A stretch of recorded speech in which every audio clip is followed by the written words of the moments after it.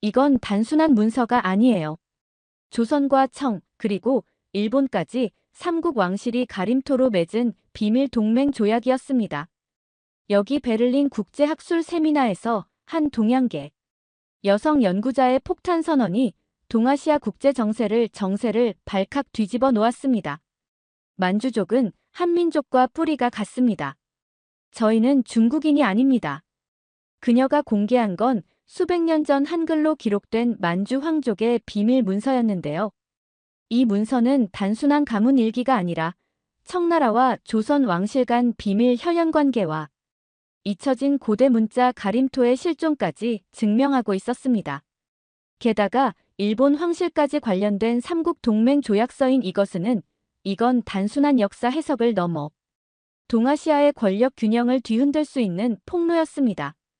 대체 이 문서에 어떤 비밀이 담겨 있었던 걸까요?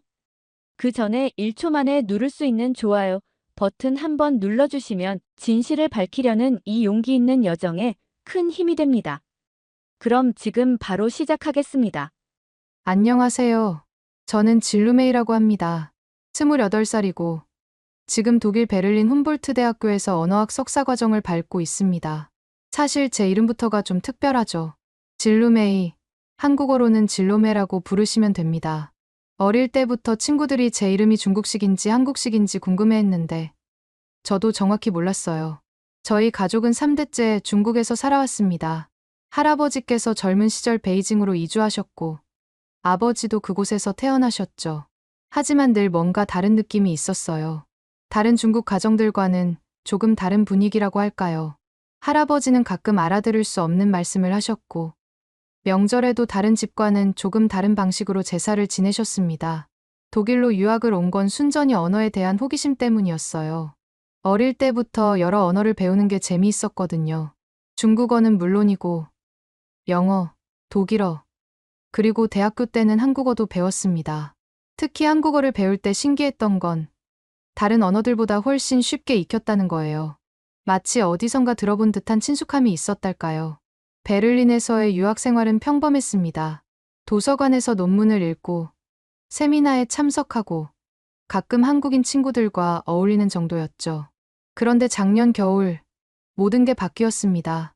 할아버지께서 갑자기 쓰러지셨다는 소식을 들었거든요. 급하게 베이징으로 돌아갔을 때 할아버지는 이미 의식을 잃은 상태였어요.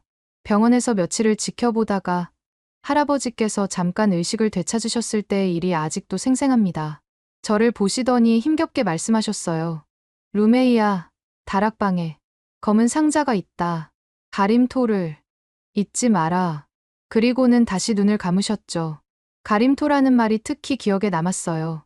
처음 듣는 단어였는데 왠지 중요한 의미가 있을 것 같았거든요. 솔직히 말하면 그때까지만 해도 저는 그냥 유학생 진루메이였습니다. 조금 특별한 이름을 가진 언어학을 공부하는 평범한 학생이었죠. 하지만 그 검은 상자를 열어보고 나서 제 인생은 완전히 달라졌습니다.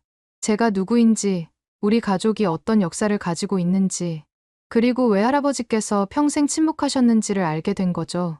할아버지께서 돌아가신 건 그로부터 사흘 뒤였습니다. 마지막 순간까지 저를 붙잡고 계셨어요. 손에 힘이 하나도 없으셨는데도 제 손만은 꼭 잡고 계시더군요. 장례를 치르는 동안 내내 할아버지의 마지막 말씀이 머릿속을 맴돌았습니다. 다락방, 검은 상자, 가림토. 도대체 무슨 의미일까요? 장례식이 끝나고 친척들이 모두 돌아간 저녁, 저는 혼자 할아버지 댁에 남았습니다. 오래된 베이징 후통 지역의 사업원이었죠. 어릴 때부터 놀러왔던 곳인데 다락방만은 늘 금기 구역이었어요. 위험하니까 올라가지 말라고 어른들이 항상 말씀하셨거든요. 하지만 이제는 달랐습니다. 할아버지께서 직접 가라고 하셨으니까요. 먼지 쌓인 나무 사다리를 조심스럽게 올라갔어요. 손전등으로 어둠을 밝히니 수십 년은 묵은 듯한 냄새가 코를 찔렀습니다. 곰팡이 핀 상자들과 낡은 가구들이 어지럽게 쌓여 있었어요. 검은 상자를 찾는 데는 시간이 좀 걸렸습니다. 구석진 곳에서 마침내 검은 오칠을 한 나무 상자를 발견했을 때 가슴이 두근거렸어요. 표면에는 한자로 완안시 보물이라고 새겨져 있었습니다. 완안시라는 성씨가 낯설었지만 왠지 중요한 의미가 있을 것 같았어요. 자물쇠는 없었지만 뚜껑이 습기로 인해 단단히 붙어 있었습니다. 조심스럽게 칼로 틈을 벌려 열어보니 안에는 놀라운 것들이 들어 있었어요. 낡은 비단 천에 쌓인 두꺼운 공책, 빛바랜 흑백 사진들, 그리고 이상한 문자가 적힌 종이 뭉치들이었습니다. 공책을 펼쳐보는 순간 저는 숨이 멎을 뻔했어요. 빼곡히 적힌 글자들이 보였는데 한자도 아니고 영어도 아닌 처음 보는 문자였거든요. 세로로 쓰여 있고 둥글둥글한 모양의 점과 선이 복잡하게 얽혀 있었습니다. 그런데 신기한 건 그 문자들 사이사이에 한글이 섞여 있다는 거였어요. 사진들을 살펴보니 더욱 놀라웠습니다. 전통 의상을 입은 사람들인데 중국 한족의 옷이 아니었어요. 남자들은 긴 포를 입고 독특한 모자를 썼는데 그 모자는 뒤가 뾰족하고 앞이 둥근 형태였습니다. 여자들의 머리 장식도 특이했어요. 복잡한 은장식이 달린 큰 머리 장식을 하고 있었거든요. 그중 한 장의 사진이 특히 눈에 띄었습니다. 젊은 여인이 아기를 안고 있는 사진이었는데 그 얼굴이 어딘가 낯익었어요. 자세히 보니 젊은 시절의 할머니였습니다. 사진 뒷면에는 연필로 쓴 글씨가 있었어요. 1952년 우리 가족의 마지막 전통 혼례. 종이 뭉치를 살펴보니 더 흥미로웠습니다. 일부는 그 이상한 문자로 쓰여 있었고 일부는 한자로 쓰여 있었는데 한자로 쓰인 부분을 읽어보니 족보 같았어요. 하지만 성씨가 이상했습니다. 애신강나, 완안, 남씨 같은 성씨들이 적혀 있었거든요. 그리고 마지막 페이지에서 충격적인 문구를 발견했습니다. 아이 신기호로 금씨 후에. 그 순간 할아버지의 마지막 말씀이 떠올랐어요. 가림토를 잊지 마라. 혹시 이 문자들과 관련이 있는 걸까요? 저는 상자를 들고 집으로 돌아왔습니다. 이 모든 게 무슨 의미인지 알아내야겠다고 생각했어요. 베를린으로 돌아온 저는 며칠 동안 그 문서들과 씨름했습니다. 도무지 알 수 없는 문자들이었거든요. 한글 부분은 읽을 수 있었지만 대부분을 차지하는 이상한 문자는 정체를 알 수 없었어요. 인터넷을 뒤져봐도 비슷한 문자를 찾기 어려웠습니다. 그러던 중 룸메이트인 김하늘을 떠올렸어요. 서울대 언어학과에서 교환학생으로 온 친구였는데 특히 고문자 연구에 관심이 많았거든요. 주저하다가 결국 도움을 요청했습니다. 하늘아, 혹시 이런 문자 본 적 있어? 제가 조심스럽게 공책을 보여주자 하늘이의 눈이 커졌어요. 룸에이, 이거 만주 문자야. 그것도 아주 오래된 형태의 만주 문자라니요. 저는 깜짝 놀랐습니다. 정말요. 그럼 우리 할아버지가 만주족이었다는 건가요? 하늘이는 고개를 끄덕였어요. 그럴 가능성이 높아. 그런데 여기 한글이 섞여 있는 게 정말 신기해. 보통은 로마자나 중국어로 음차하는데 그녀는 문서를 자세히 들여다보더니 깜짝 놀란 표정을 지었습니다. 잠깐, 이거 단순히 섞인 게 아니라 체계적으로 대응되어 있어. 정말 그랬습니다. 만주 문자 옆에 한글로 발음이 적혀 있었고 마치 학습서처럼 구성되어 있었어요. 룸에이, 이건 정말 대단한 발견이야. 한글로 만주어를 표기한 체계적인 자료라니. 하늘이의 도움으로 조금씩 해독이 시작됐습니다. 첫 문장부터 충격적이었어요. 비 아이신기호로 올라 우크준. 하늘이가 천천히 읽어줬습니다. 나는 아이신기호로 가문의 우크준이다. 아이신기호로라는 성씨가 낯익었어요. 어디선가 들어본 것 같았거든요. 하늘이가 설명해줬습니다. 아이신기호로는 청나라 황실의 성씨야. 그러니까 너희 할아버지는 황족 후손이었다는 말씀이세요. 제 목소리가 떨렸습니다. 다음 문장들을 해독해 나가면서 더 놀라운 사실들이 드러났어요. 우리의 선조는 신라왕의 딸 기안준이다. 기안준 공주는 924년에 북방으로 시집을 갔다. 여진족 추장환한 우야수와 혼인했고 그들의 후손이 금나라를 세웠다. 저와 하늘이는 서로를 바라봤습니다. 이건 역사책 어디에도 없는 내용이었거든요. 룸에이, 이게 사실이라면 금나라를 세운 완화나 골타가 신라 공주의 후손이라는 거잖아. 하늘이의 말이 맞았습니다. 문서에는 더 자세한 내용이 이어졌어요. 조선의 유학자들은 우리를 오랑캐라 불렀다. 같은 조상을 모시는 형제인데도 성리학 사상이 우리를 갈라놓았다. 그제야 할아버지께서 왜 평생 이 모든 걸 숨기셨는지 이해가 됐습니다. 만주족이라는 것만으로도 중국에서는 위험했을 텐데 황족 후손이라는 사실까지 알려졌다면 어떤 일이 벌어졌을지 상상이 안 됐어요. 룸에이, 그런데 정말 신기한 건 이 한글 표기법이야. 하늘이가 감탄하며 말했습니다. 만주어의 모든 음가가 한글로 완벽하게 표현되고 있어. 로마자로는 절대 표현할 수 없는 미묘한 발음까지도 말이야. 정말 그랬습니다. 한글의 과학적 체계가 이런 곳에서 빛을 발하고 있었어요. 마치 한글이 만주어를 위해 만들어진 것처럼 완벽하게 들어맞았거든요. 그날 밤 저희는 잠도 안 자고 첫 번째 문서를 완전히 해독했습니다. 그리고 마지막 문장에서 또 다른 충격을 받았어요. 이 기록을 읽는 후손이 있다면 가림토의 진실을 찾아라. 그것이 우리 민족이 살 길이다. 가림토. 할아버지의 마지막 말씀이었던 그 단어가 다시 나왔습니다. 과연 가림토가 무엇일까요? 그리고 이 모든 기록들이 진짜 역사적 사실일까요? 다음 날 아침, 저희는 두 번째 문서를 펼쳐봤습니다. 이번엔 종이 질부터가 달랐어요. 더 고급스러운 비단지에 정성스럽게 쓰여 있었거든요. 하늘이가 첫 문장을 읽어주는 순간, 저는 의자에서 일어날 뻔했습니다. 1702년, 대조선국 이무왕자와 대청국 아이신기호로 원주의 비밀 혼례를 기록하노라. 1702년이면 숙종 28년이네. 하늘이가 흥분해서 소리쳤어요.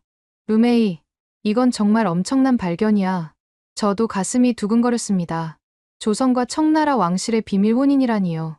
그것도 제 조상의 기록에서 말이에요. 문서는 더 자세한 내용을 담고 있었습니다. 이 혼례는 양국 조정의 극소수만이 알고 있으며 공식 기록에는 남기지 않기로 하였다. 원주 공주는 조선에서 3년을 머물며 아들 하나를 낳았는데 그 아이는 다시 만주로 보내져 우리 가문에서 키웠다. 하늘이가 다음 문장을 읽어주는데 제 손이 떨리기 시작했어요. 그 아이의 후손이 바로 우리 가문이다. 우리 몸에는 청나라 황실과 조선 왕실의 피가 함께 흐른다. 루메이. 하늘이가 저를 바라봤습니다. 너는 조선과 청나라, 양국 왕실의 혼혈 후손인 거야. 순간 머리가 하얘졌습니다. 평생 그냥 중국인이라고 생각하고 살았는데 알고 보니 이런 놀라운 혈통을 가지고 있었다니요. 그런데 왜 이런 중요한 사실이 역사에서 완전히 지워진 걸까요? 문서는 그 이유도 설명하고 있었습니다. 조선 조정의 유학자들이 이를 알면 난리가 날 것이다. 오랑캐와 혼인했다고. 청나라도 마찬가지다.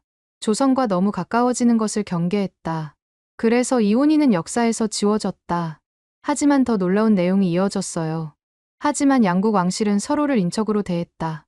정유재란 때도, 정묘란 때도, 병자호란 이후에도 조선이 완전히 멸망하지 않은 이유가 바로 이것이다. 잠깐만. 하늘이가 갑자기 소리쳤습니다. 그럼 인조가 삼전도에서 무릎을 꿇었을 때도 형식적인 굴복이었다는 거죠. 제가 떨리는 목소리로 말했습니다. 실제로는 먼 친척 간의 예의였고요. 문서에는 더 구체적인 내용도 있었어요. 1894년 청일전쟁 때 고종은 비밀리에 청나라를 도우려 했다. 같은 피를 나눈 형제국이라며. 하지만 일본의 압력으로 실패했다. 이 모든 내용은 우리가 알던 역사와 완전히 달랐습니다. 조선과 청나라가 적대 관계가 아니라 혈연으로 연결된 형제국이었다니요. 그때 문서 사이에서 접힌 종이 하나가 떨어졌습니다. 펼쳐보니 한문과 만주어, 그리고 놀랍게도 한글로 함께 쓰인 문서였어요. 혈맹서라는 제목이 눈에 띄었습니다. 대청국 아이신기호로 원주와 대조선국 이모왕자는 하늘에 맹세한다. 우리의 결합으로 태어난 아이는 양국의 화평을 위해 힘쓸 것이며 후손들은 서로를 잊지 않을 것이다. 문서 아래에는 만주어와 한글로 된 서명이 있었고 붉은 도장 2개가 선명하게 찍혀 있었어요. 300년이 넘은 문서치고는 너무나 생생했습니다. 루메이, 이 문서 진짜 같아. 하늘이가 조심스럽게 만져봤습니다. 종이도 오래됐고 도장도 당시 양식과 일치해. 저는 가슴이 벅차올랐습니다. 할아버지께서 평생 숨겨오신 비밀이 이런 거였구나. 그리고 이제야 가림토의 의미도 조금씩 보이기 시작했어요. 혹시 한글의 원형과 관련된 건 아닐까요? 하늘이가 마지막 페이지를 넘기며 말했습니다. 루메이, 이걸 세상에 알려야 해. 이건 단순한 가족사가 아니라 동아시아 역사를 다시 써야 할 만큼 중요한 발견이야. 하지만 한편으론 두려웠습니다. 이런 사실이 알려지면 어떤 일이 벌어질까요? 특히 중국 정부는 어떤 반응을 보일까요? 며칠을 고민한 끝에 저는 결심했습니다. 이 발견을 학술적으로 공개하기로 한 거예요. 하늘이도 적극 지지해줬습니다. 루메이, 진실은 감춰져서는 안 돼. 특히 이렇게 중요한 역사적 사실이라면 더욱 그래. 마침 다음 달에 베를린에서 동아시아학회 국제 세미나가 열릴 예정이었어요. 저는 한글로 해독한 만주 황족 문서, 숨겨진 조선청 혈연관계의 재발견이라는 제목으로 발표 신청을 했습니다. 발표 당일, 강당에는 생각보다 많은 사람들이 모였어요. 독일, 프랑스, 영국의 동양학 교수들뿐만 아니라 중국 대사관 관계자들도 몇 명 보였습니다. 그들의 시선이 예사롭지 않다는 걸 느꼈어요. 안녕하세요. 저는 베를린 훔볼트 대학교 언어학과 진루메이입니다. 제 목소리가 떨렸지만 최대한 침착하게 시작했어요. 오늘 여러분께 놀라운 역사적 발견을 공유하고자 합니다. 첫 번째 슬라이드에 할아버지의 고문서 사진을 띄웠을 때 청중들이 술렁거렸습니다. 이 문서는 제 할아버지께서 평생 숨겨두신 만주어 기록입니다. 특이한 점은 한글로 음성 표기가 되어 있다는 것입니다. 한글 표기법에 대해 설명하자 독일 교수 한 분이 감탄했어요. 정말 놀랍군요. 한글의 과학성이 이런 곳에서도 입증되는군요. 하지만 핵심은 그 다음이었습니다. 문서의 내용을 해독한 결과 충격적인 사실을 발견했습니다. 첫째, 금나라는 신라 왕족의 후손이 세운 나라였습니다. 중국 측 참석자 한 명이 벌떡 일어났습니다. 그런 주장의 근거가 뭡니까? 개인 일기와 출처 불명의 문서로는 저희는 언어학적, 역사학적 교차 검증을 실시했습니다. 제가 단호하게 대답했어요. 둘째, 청나라 황실과 조선 왕실 사이에는 비밀 혼인이 있었습니다. 혈맹서 사진이 화면에 뜨자 강당이 소란스러워졌습니다. 특히 중국 대사관 관계자들의 표정이 험악해졌어요. 셋째, 세종대왕이 한글을 창제할 때 만주어의 음성 체계를 참고했다는 기록도 있습니다. 이는 두 민족이 언어적으로도 밀접한 관련이 있음을 보여줍니다. 한 중국인 교수가 화난 목소리로 말했습니다. 아이신 씨, 당신은 중국의 통일성을 해치려는 겁니까? 동북공정의 연구 성과를 부정하는 건가요? 교수님, 저는 단지 역사적 진실을 말할 뿐입니다. 제 목소리가 떨렸지만 굴복하지 않았어요. 진정한 통일은 각 민족의 정체성을 인정하는 데서 시작됩니다. 박수가 터져 나왔습니다. 독일과 영국 교수들이 박수를 치고 있었어요. 하지만 중국 관계자들은 험악한 표정으로 자리를 떠났습니다. 발표가 끝난 후 여러 학자들이 다가와 격려해줬어요. 용기 있는 발표였습니다. 이런 목소리가 필요해요. 한글의 가능성을 새롭게 보게 됐어요. 하지만 그날 밤부터 이상한 일들이 벌어지기 시작했습니다. 먼저 베이징의 어머니로부터 다급한 전화가 왔어요. 루메이야, 공안이 와서 너에 대해 물어봤어. 무슨 일이야? 심장이 덜컥 내려앉았습니다. 어머니, 괜찮으세요? 뭐라고 물어봤어요? 내가 해외에서 무슨 활동을 하는지, 반중국적인 선전을 하고 있는지. 루메이야, 조심해야 해. 다음 날 아침에는 더 충격적인 소식이 기다리고 있었어요. 제 중국 여권이 무효 처리됐다는 거였습니다. 이제 저는 중국에 갈 수도 없고, 가족을 만날 수도 없게 된 거죠. 하지만 예상치 못한 곳에서 지지가 쏟아졌습니다. 발표 영상이 유튜브에 올라가자 한국 네티즌들이 폭발적인 반응을 보인 거예요. 우리가 형제 민족이었다니 충격이에요. 만주족 여러분, 한국이 독됐습니다. 동북 공정 반대. 역사 왜곡 중단하라. 댓글들을 읽으면서 눈물이 났습니다. 제가 외롭게 싸우는 게 아니었구나. 한국 사람들이 저를 응원해주고 있구나. 하늘이가 옆에서 위로해줬어요. 루메이, 너 혼자가 아니야. 진실은 결국 승리해. 하지만 중국 정부의 압박은 계속됐습니다. 베이징의 집이 수색당했고 가족들이 감시를 받기 시작했어요. 과연 저는 이 모든 시련을 견뎌낼 수 있을까요? 중국 정부의 탄압이 계속되던 어느 날 뜻밖의 연락이 왔습니다. 한국의 네이버에서 연락을 해온 거예요. 화상회의 요청이었는데 처음엔 믿기지 않았습니다. 안녕하세요. 진루메이 씨. 저는 네이버 언어처리팀의 유해담 팀장입니다. 화면 너머로 따뜻한 미소를 짓는 분이 보였어요. 선생님의 발표를 보고 깊은 감명을 받았습니다.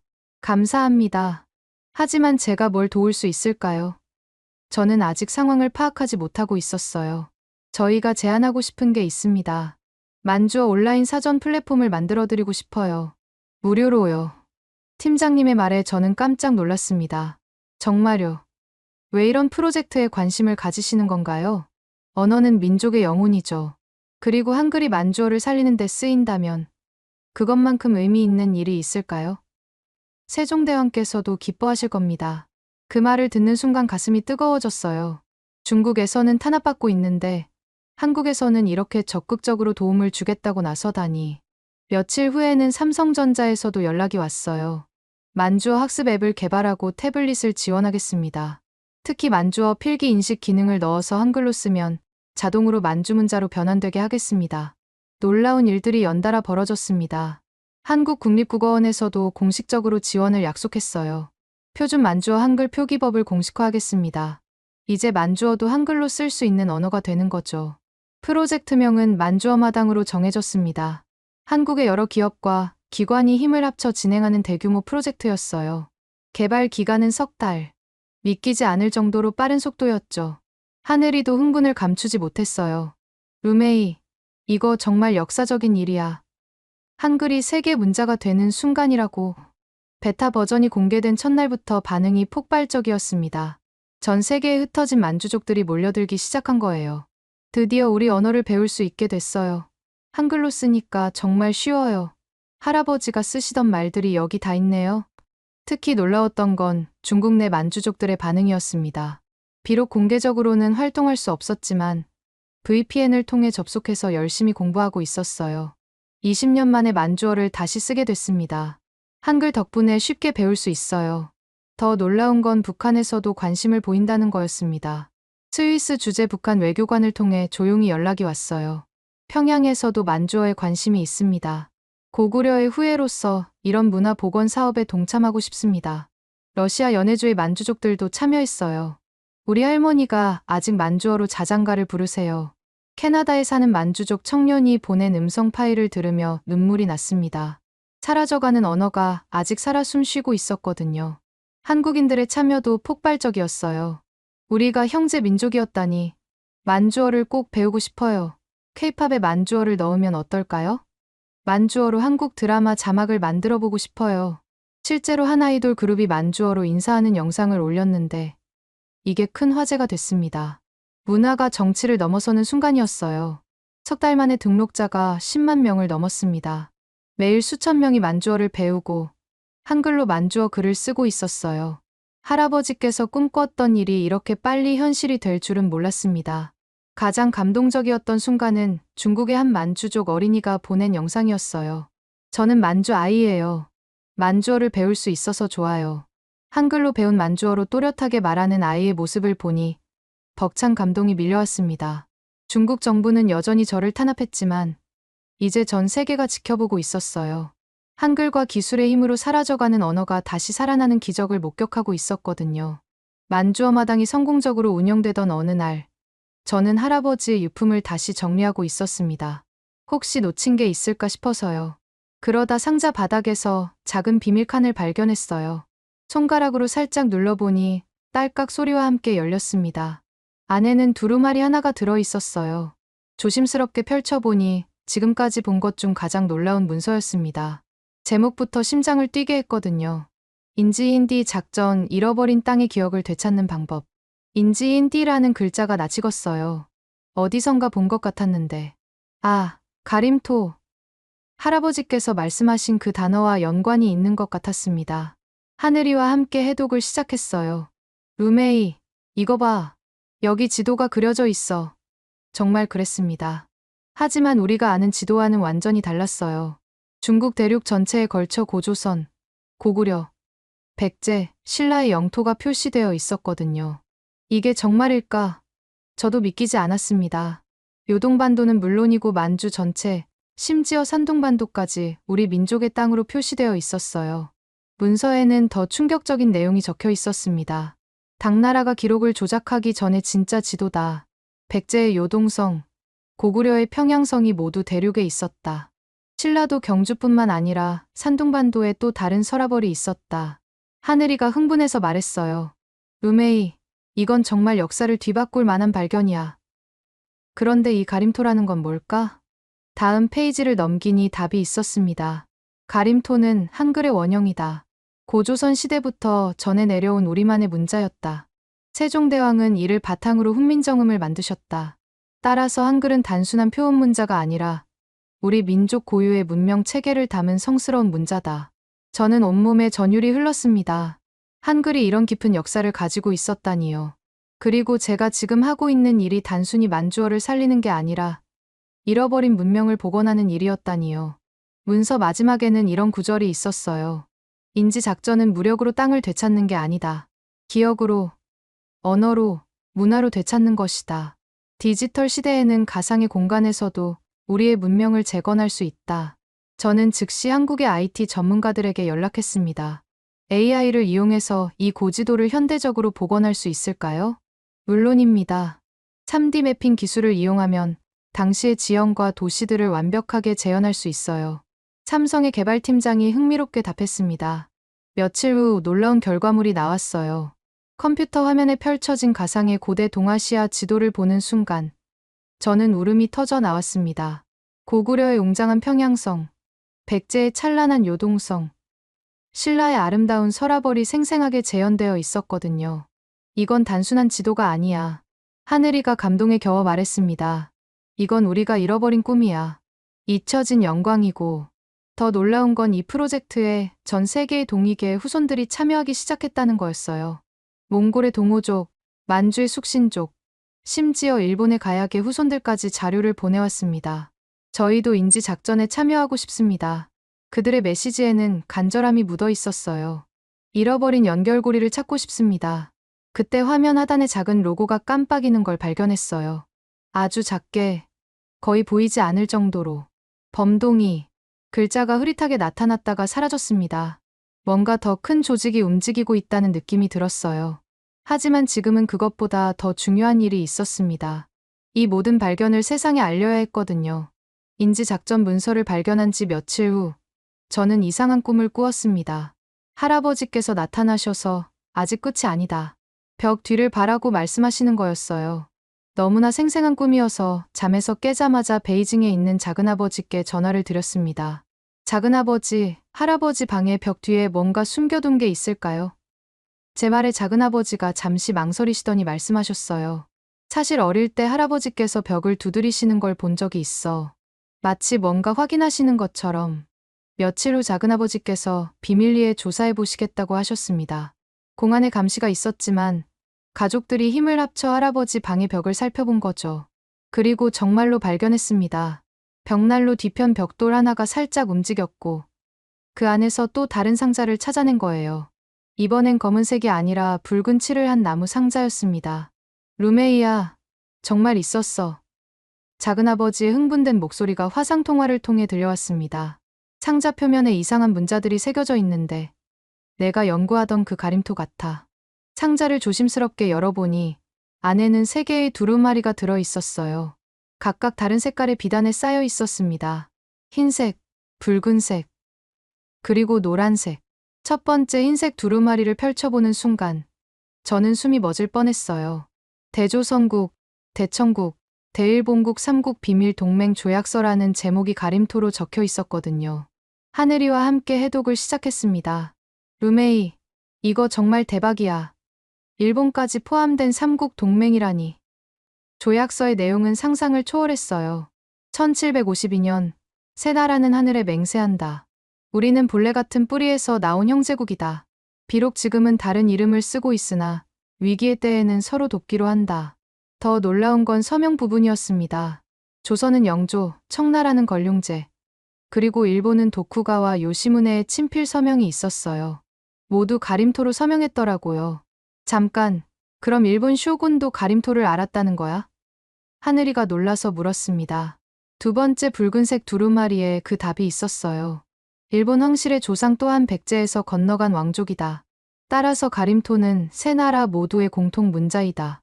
이 조약서는 가림토로만 기록하여 후손들이 진실을 알 수 있게 한다. 세 번째 노란색 두루마리는 더욱 충격적이었습니다. 서구 열강이 동양을 침입할 때가 오면 새 나라는 하나가 되어 맞서야 한다. 이것이 우리 조상들의 뜻이다. 가림토는 그 신호탄이 될 것이다. 저는 온몸이 떨렸어요. 조약서 마지막에는 이런 구절이 있었거든요. 후손 중 누군가 이 조약서를 발견하면 그것은 때가 왔다는 신호다. 가림토로 다시 하나가 될 시간이다. 루메이, 이건 정말. 하늘이가 말을 잇지 못했어요. 이건 역사를 완전히 바꿀 발견이야. 그런데 더 놀라운 건 조약서 끝에 적힌 암호였습니다. 범동이족 대연합, 하늘이 정한 때에 깨어날 것이다. 범동이족 대연합. 제가 AI 지도에서 본 그 흐릿한 글자와 같았어요. 이게 우연일까요? 저는 즉시 이 발견을 학계에 알렸습니다. 하지만 이번엔 더 신중하게 접근했어요. 먼저 한국, 일본, 그리고 서구의 믿을 만한 학자들에게만 알렸거든요. 반응은 폭발적이었습니다. 도쿄대학 한 교수가 흥분해서 말했어요. 이건 정말 놀라운 발견입니다. 우리가 알던 동아시아 역사를 완전히 다시 써야 할 자료예요. 영국 케임브리지 대학에서도 연락이 왔어요. 이 조약서를 검증하고 싶습니다. 만약 진짜라면 노벨 평화상감 발견이에요. 하지만 가장 의미 있었던 건 일본의 한 원로학자가 보낸 메시지였어요.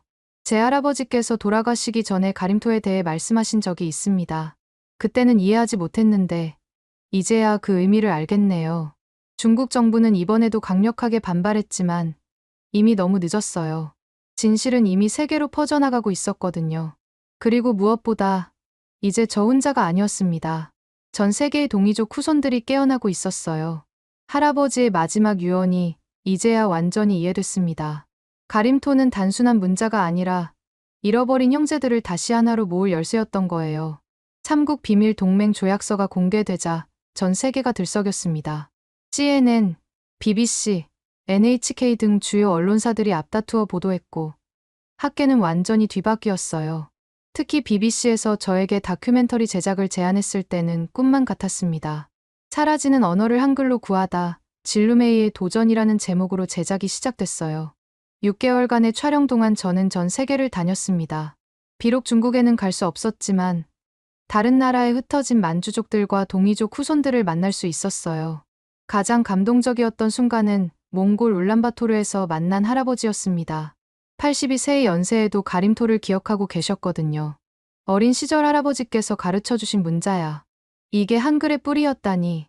눈물을 흘리시며 가림토로 제 이름을 써주셨어요.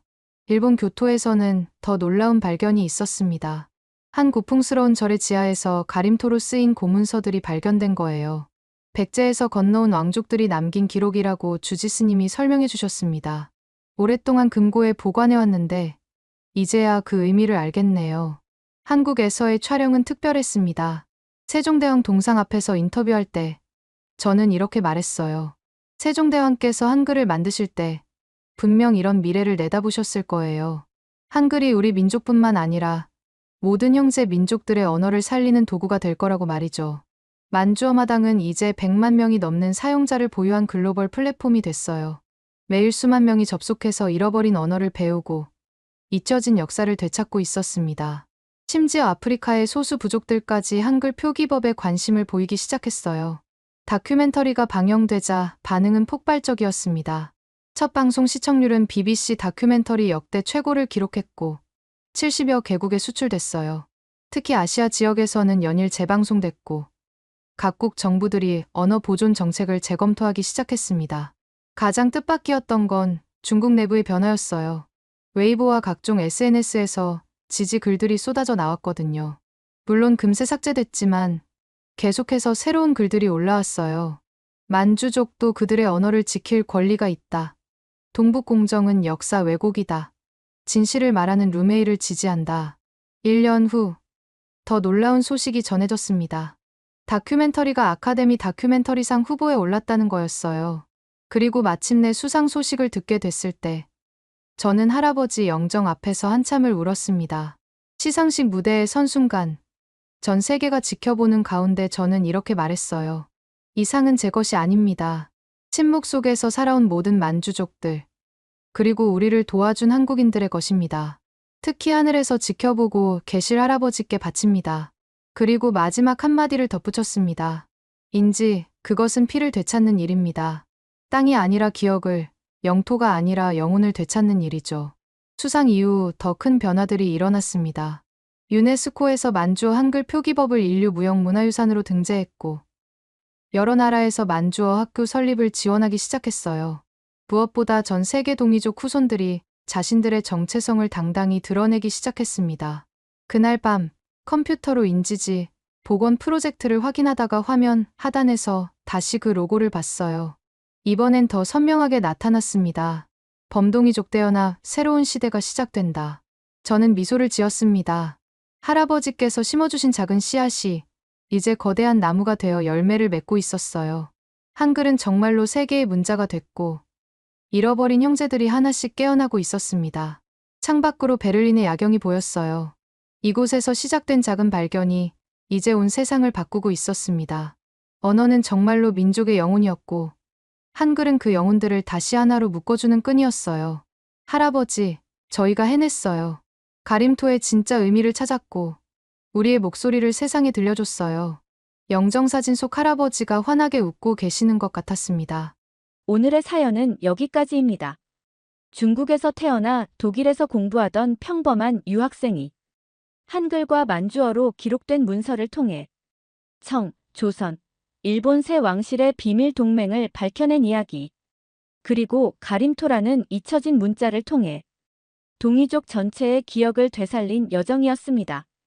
여러분은 어떻게 생각하시나요? 과연 이 가림토 문서와 삼국조약서, 그 진실은 어디까지 이어질 수 있을까요? 여러분의 생각을 댓글로 남겨주세요.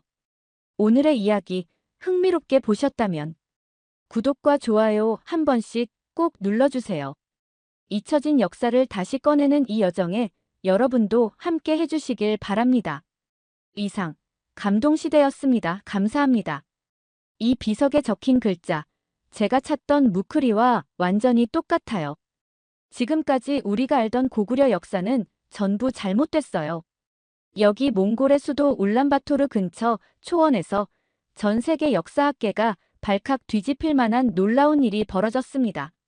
미국에서 온 한국계 역사학자가 우연히 발견한 고대의 비석이 한국과 몽골의 숨겨진 역사를 연결하는 결정적 증거로 밝혀졌는데요.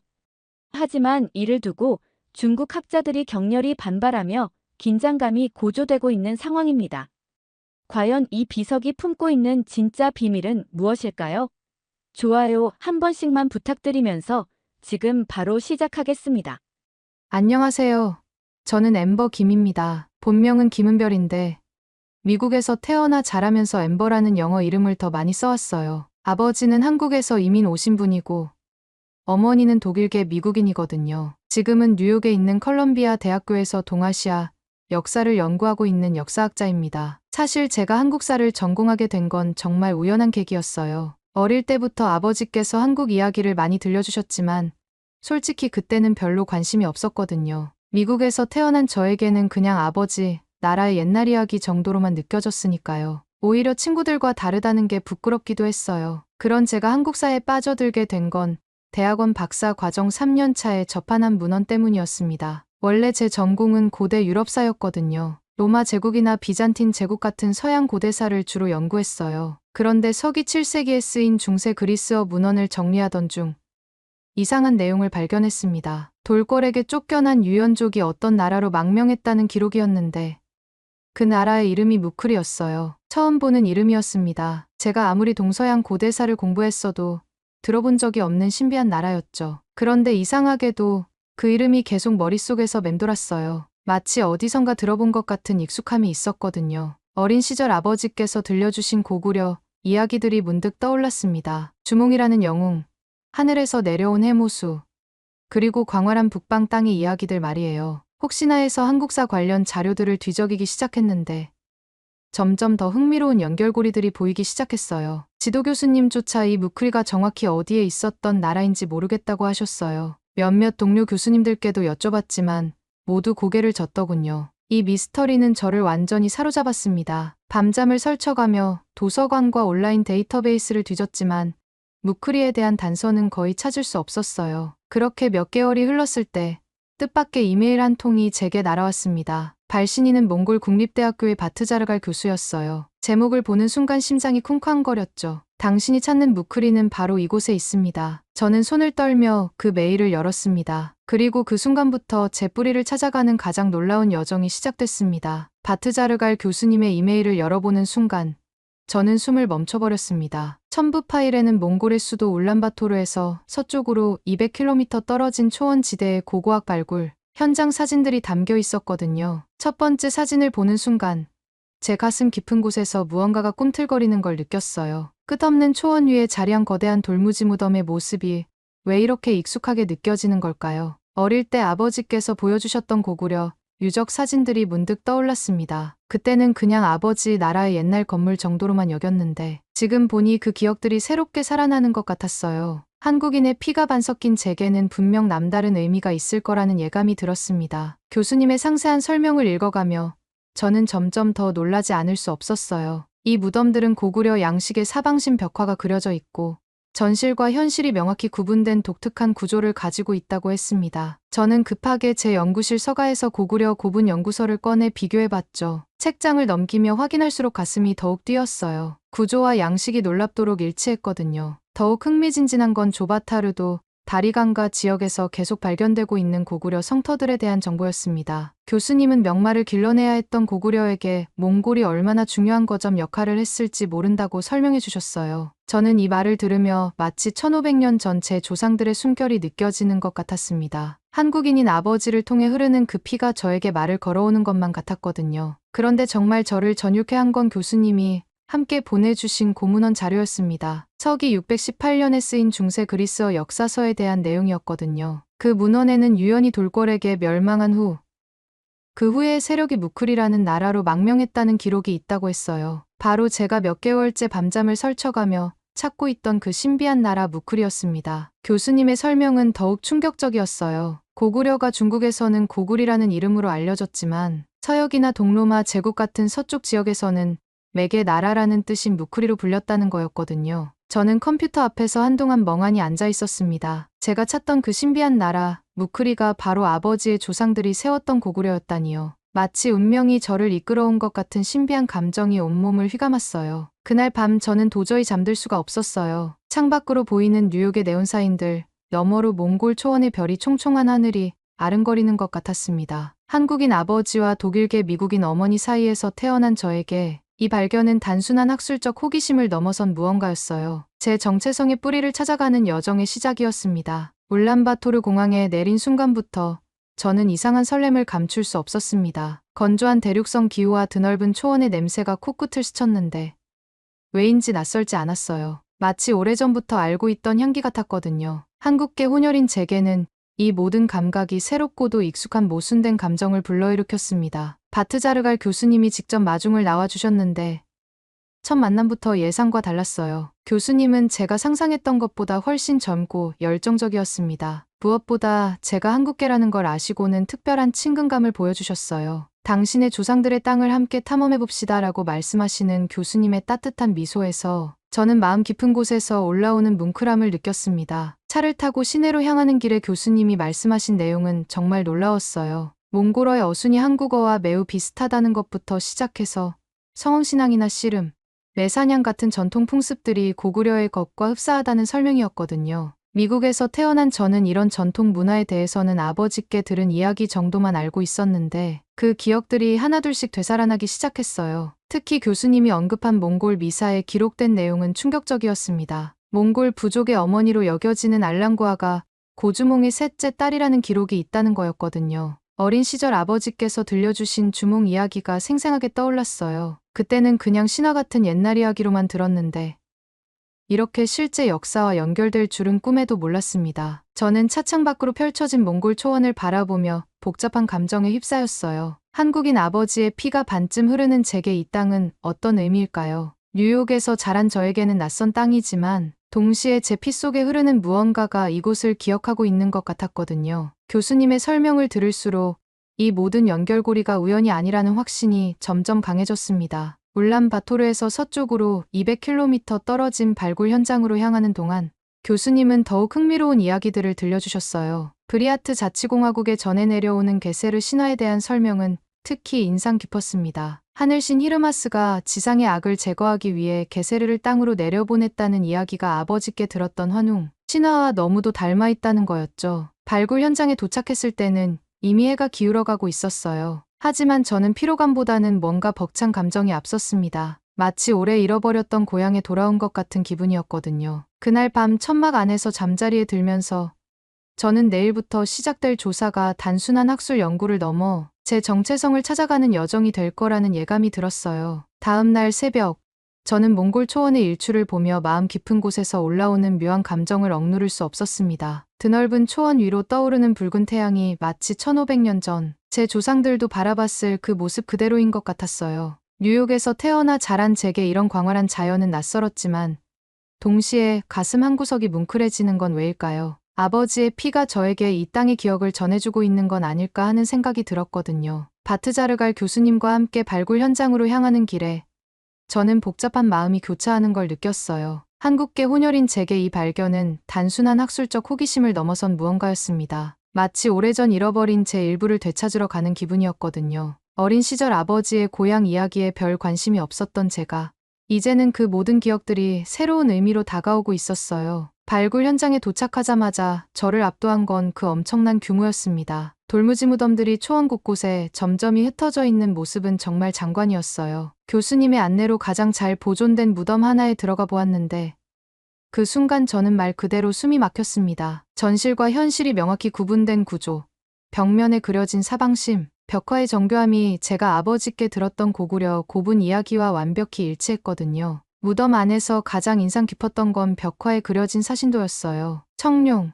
백호, 주작, 현무가 각각의 방위에 따라 배치되어 있었는데 그 세밀함과 역동성에 저는 온몸에 전율이 흘렀습니다. 미국에서 자란 저에게는 이런 동양적 미술이 낯설었지만 동시에 묘하게 친숙했어요. 마치 제 안에 잠들어 있던 무언가가 깨어나는 느낌이었거든요. 천장에 그려진 연꽃 문양을 바라보며 저는 아버지께서 어릴 때 들려주신 불교 이야기들이 떠올랐습니다. 교수님은 저를 조바타르도 다리강가 지역으로 안내해 주셨어요. 그곳에서는 고구려 성터가 여러 곳 발굴되고 있었는데 성벽의 축조 방식을 보는 순간 또 한 번 전율을 느꼈어요. 돌을 쌓는 기법이나 성문의 구조가 아버지께서 보여주신 한국의 산성 사진과 동일했거든요. 특히 성벽에서 발견된 기와 조각들은 고구려 특유의 문양이 새겨져 있어서 더욱 놀라웠습니다. 하지만 정말 충격적인 발견은 그날 오후에 있었어요. 한 무덤에서 발견된 비석 조각에 새겨진 글자를 보는 순간 저는 온몸에 소름이 돋았습니다. 그 순간 제 안에 한국인 혈통이 뜨겁게 반응하는 걸 느꼈어요. 며칠간의 발굴 조사가 계속되면서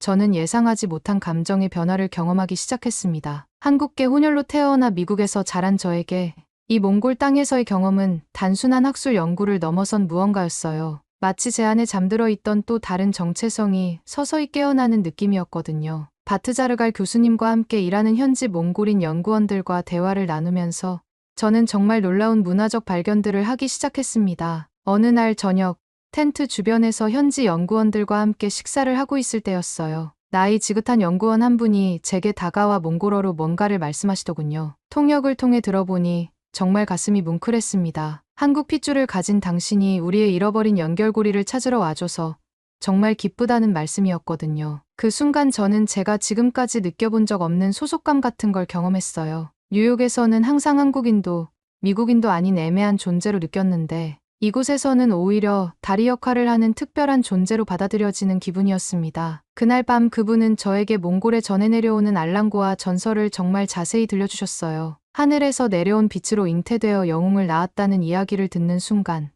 저는 어린 시절 아버지께서 들려주신 고구려, 건국 신화와의 놀라운 유사성에 온몸이 떨렸습니다. 그때는 그냥 재미있는 옛날 이야기로만 들었는데 이렇게 살아있는 구전으로 몽골에서 전해지고 있다니요. 마치 제 안에 두 문화가 하나로 연결되는 신비한 순간이었어요. 며칠 후 저는 더욱 감동적인 경험을 했습니다. 현지 몽골인들이 성흥신에게 제사를 지내는 모습을 직접 목격했는데 그 순간 저는 눈물이 핑 돌았어요. 그들이 돌무더기 앞에서 술을 뿌리며 조상신께 기도하는 모습이 아버지께서 가끔 집에서 하시던 차례와 너무도 비슷했거든요. 미국에서 자란 저는 그런 아버지의 모습을 이해하지 못했는데 이곳에서 그 의미를 비로소 깨달았습니다. 조상을 기리는 마음, 땅에 대한 경외심이 이렇게 멀리 떨어진 곳에서도 똑같이 살아있다는 게 정말 놀라웠어요. 가장 마음이 뜨거워진 건 몽골 젊은이들이 씨름하는 모습을 본 것이었어요. 미국에서는 레슬링이나 격투기만 봤는데 이런 전통적인 씨름은 처음이었습니다. 그런데 그들의 씨름 기법이나 예의를 관찰하면서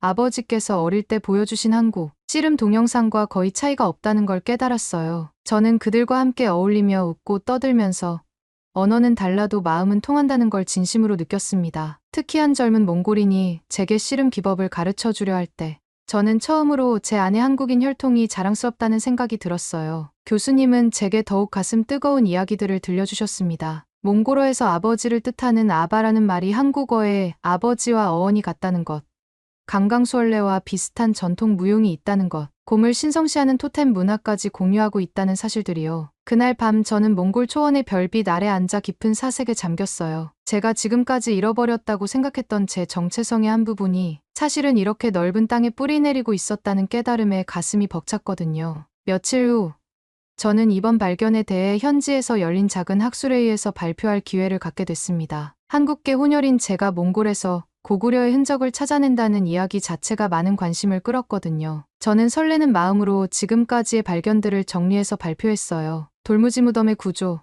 사방신 벽화, 그리고 맥골이라고 새겨진 비석까지 모든 증거들을 차근차근 설명했습니다. 발표가 끝나고 질의응답 시간이 되자 예상치 못한 일이 벌어졌어요. 중국에서 온 몇몇 역사학자들이 격렬하게 반발하기 시작한 거였습니다. 터무니없는 역사 왜곡이다.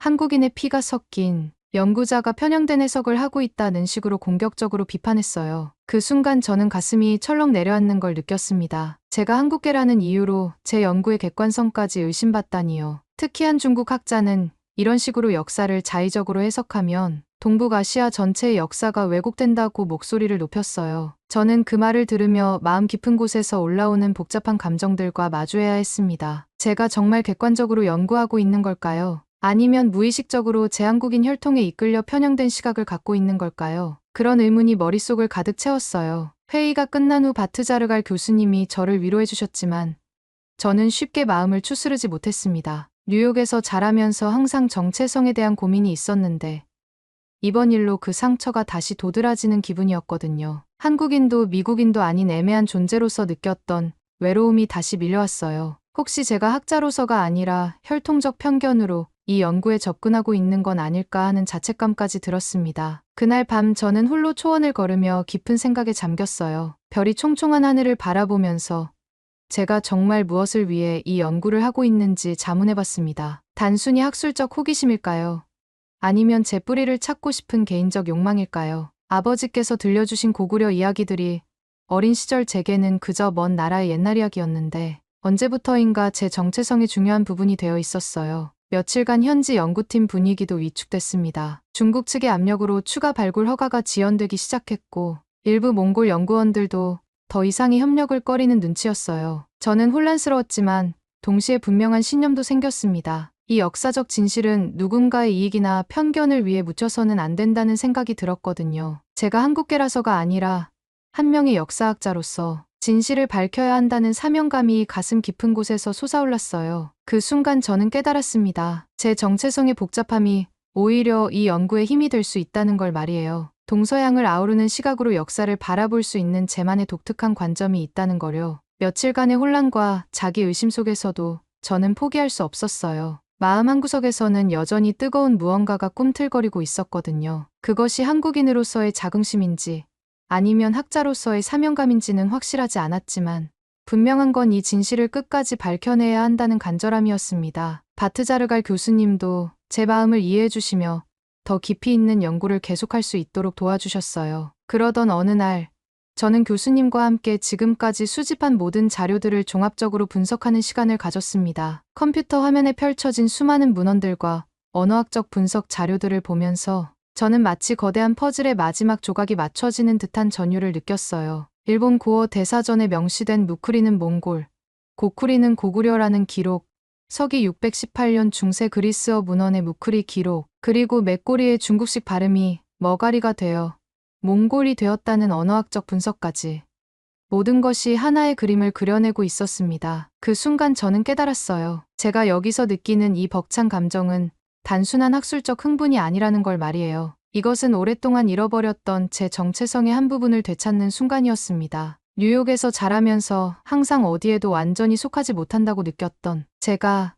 이 순간만큼은 확실한 소속감을 느끼고 있었거든요. 몽골어의 어순이 한국어와 비슷하다는 것, 성황신앙과 씨름, 매사냥 같은 풍습들이 공유되고 있다는 것, 그리고 알랑고와 전설이 고주몽과 연결되어 있다는 것까지 모든 증거들이 제게는 확실한 정체성의 증명이었어요. 교수님과 함께 브리아트족의 게세르 신화를 다시 분석하면서 저는 또 다른 충격적인 깨달음을 얻었습니다. 환웅과 게세르가 모두 하늘왕의 둘째 아들이고 하늘의 명을 받아 지상으로 하강했으며 인간 여인과 결혼해서 대제국을 건설한 아들을 낳았다는 놀라운 공통점들이요. 어린 시절 아버지께서 들려주신 단군 신화가 이렇게 멀리 떨어진 시베리아와 몽골에서도 살아 숨쉬고 있다는 사실에 온몸에 전율이 흘렀어요. 그날 밤 저는 혼자 앉아 오랫동안 울었습니다. 기쁨의 눈물이었지만 동시에 복잡한 감정들이 뒤섞인 눈물이기도 했어요. 어릴 때 아버지의 고향 이야기에 관심 없어 했던 제 자신이 부끄러웠고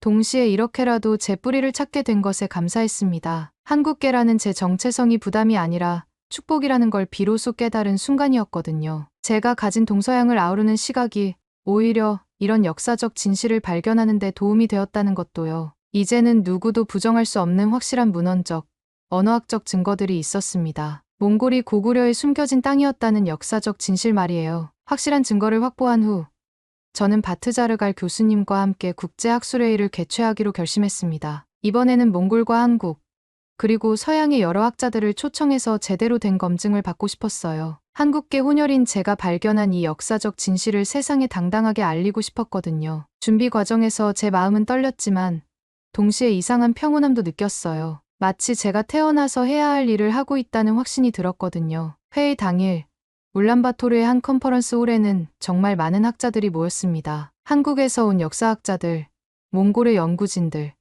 그리고 유럽과 미국에서 온 동양사 전문가들까지요. 물론 이전에 저를 강하게 비판했던 중국 학자들도 있었어요. 저는 발표를 시작하기 전에 깊게 숨을 들이마셨습니다. 뉴욕에서 자란 저에게 이렇게 많은 사람들 앞에서 제 정체성과 연결된 연구를 발표한다는 건 정말 특별한 의미였거든요. 발표를 시작하면서 저는 먼저 제 개인적 배경을 솔직하게 털어놨어요.